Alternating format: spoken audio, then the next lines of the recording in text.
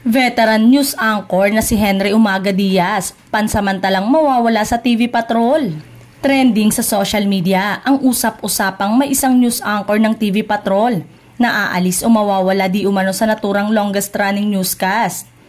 Marami ding mga kapamilya pages ang nagpost nito upang abangan ng anunsyo ngayong araw.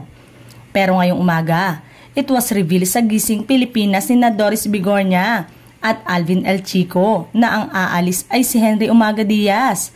Base sa naging interview kanina sa DWPM Radyo 630, may mahalagang anunsyo ang batikang news anchor. Siya aalis papuntang Canada upang makasama ang kanyang pamilya. Hindi dinetalye ni Henry ang dahilan kaya nagsabi na lang ito na abangan ang magiging anunsyo niya mamaya sa TV Patrol.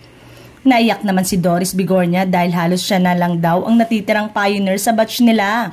Sa mga hindi nakakaalam, si Henry Umaga Diaz ay halos 34 years na sa Kapamilya Network kung saan nagsimula siya bilang reporter sa radyo bago pumasok sa telebisyon.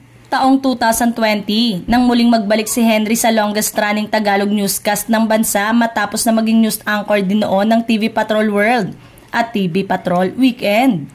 Magkakaroon ng special tribute ang TV Patrol mamayang gabi para sa kanya.